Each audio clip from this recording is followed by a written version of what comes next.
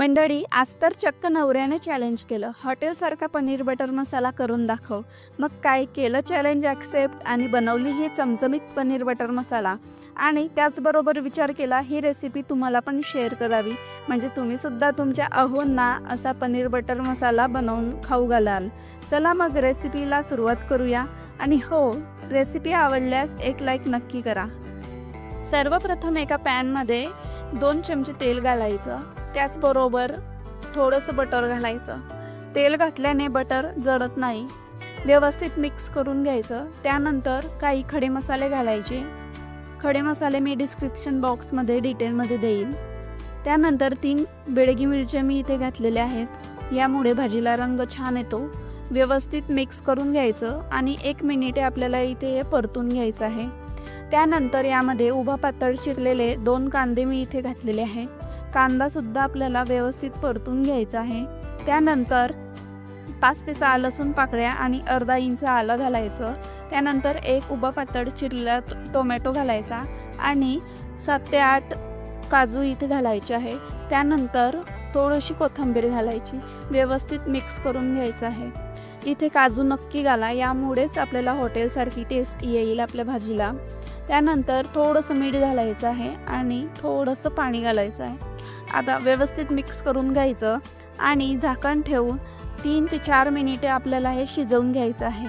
Gravy तयार करण्यासाठी संपूर्ण साहित्य व्यवस्थित परतून झालेलं आहे.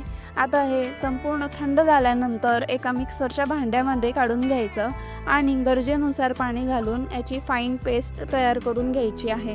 हवं असल्यास तुम्ही ही ग्रेव्ही गाळूनसुद्धा घेऊ शकतात. आता काही मसाला घालून एक पेस्ट तयार करून घेऊया. त्यासाठी 1 चमचा काश्मीरी लाल तिखट, 1 चमचा धने पावडर, अर्धा चमचा किचन किंग मसाला, तुमच्याकडे नसेल तर स्किप करू शकतात. त्याचबरोबर पाव चमचा हळद आणि थोडंसं स्पायसीनेस यावा म्हणून रेग्युलर लाल तिखट घालत आहे 1 चमचा. आता यामध्ये थोडंसं पाणी घालायचं आणि याची फाईन अशी पेस्ट तयार करून घ्यायची, बघा अशा पद्धतीने.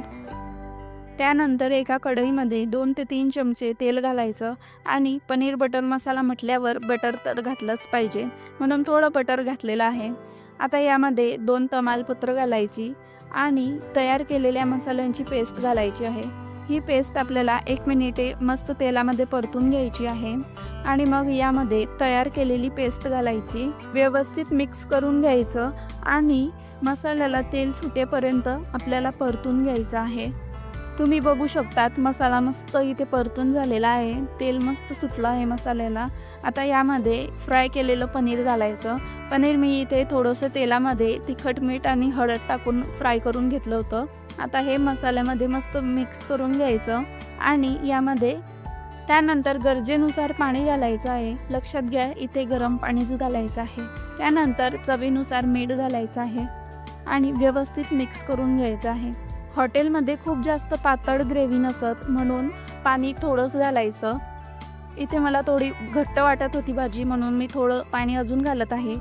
व्यवस्थित मिक्स करून घ्यायचं आणि यावरती थोडीशी कोथिंबीर घालायची आणि साधारण 5 ते 6 मिनिटे भाजीला मस्त उकळी येऊ द्यायची आहे. तुम्ही बघू शकतात भाजीला मस्त आपल्या उकळी आलेली आहे. तर्री बघा किती मस्त आलेली आहे. एकदम हॉटेल स्टाईल आपली भाजी इथे तयार झाली आहे. तुम्ही भाजीची कन्सिस्टन्सी बघा, खूप जास्त पातळही नाही आणि घट्टही नाही, अगदी परफेक्ट हॉटेलमध्ये मिळते तशी तयार झालेली आहे.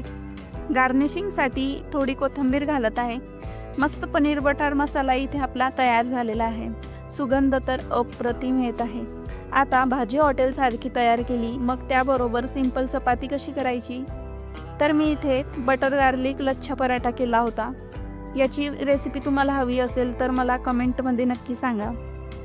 तर आजची रेसिपी खूप मस्त झाली होती. नवरोबाला खूप आवडली.